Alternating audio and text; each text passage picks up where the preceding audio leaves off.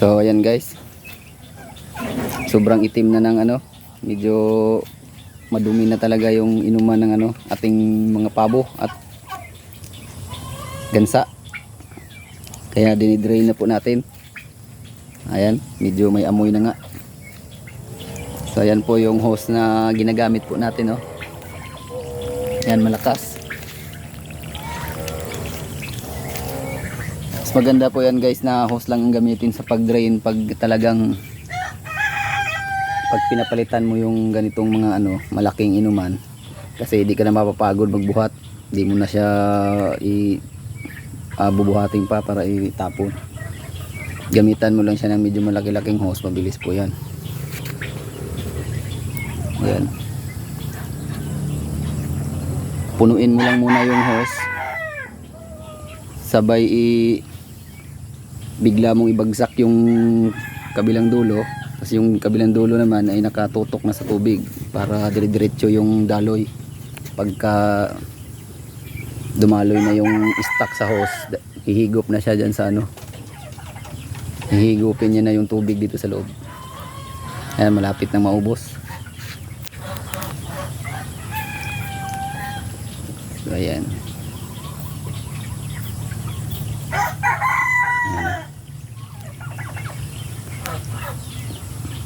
ayun po yung itlogan ng ating pabo. Tara, lapitan natin. May itlog na po ito. Ayan, may mga itlog na. May dalawa na po ng itlog. At ayun, may pasaway na native, dalawa. Mga lalaki po yan, nakikisilong.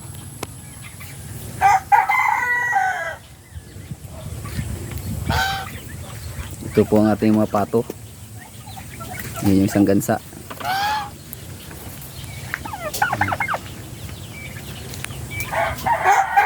Ito po ang aming Madrid de Agua.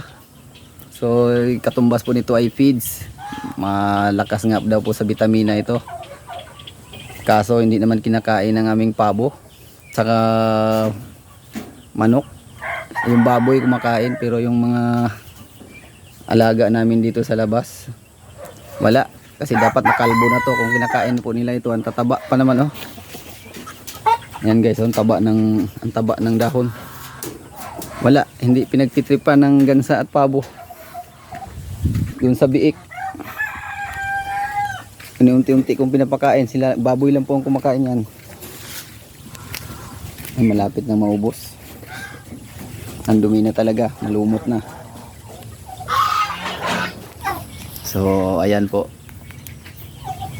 binababahan na ng pabo yung babaeng pabo. Ayun, tandang nakapatong na. Ang hirap ng pwesto. Malapit sila sa poste ng rampahan papuntang kulungan. Ay nako, mahirapan ka dyan. Bakit dyan ka pa pumwesto? Maraming luwag-luwag dito.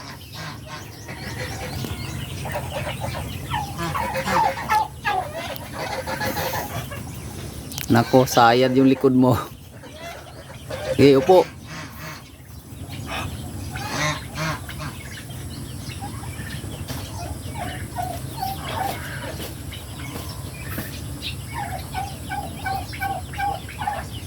Ayan, di pa nakapwesto. Ang hirap, sayad yung bandang buntot doon sa poste.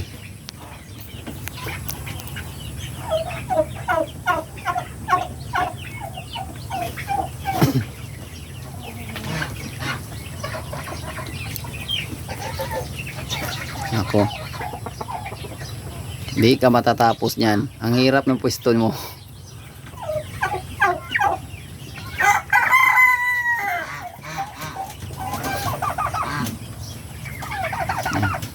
Baka nahiya. Dito muna tayo. Yan, may mga native po kami guys. Yan yung kasama nilang pabo. Yan ang itlog, yung jersey na yan.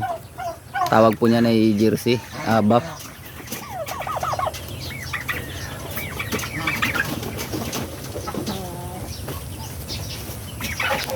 Ayan. May aso po kami dito. Yung bantay namin, si Twinkle. Ayan, nanganak ng 3. Puro babae naman. Bali, pamigay na lang po namin ito siguro. Ay, di pwedeng madaming aso. So, ayan. Siguro ay mag-iwan na kami nito ng isa.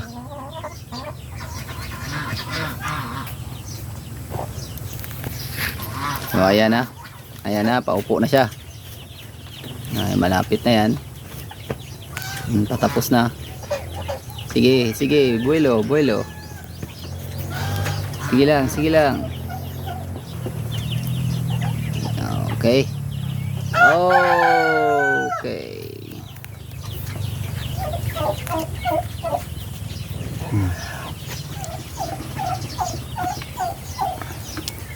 So, ayan.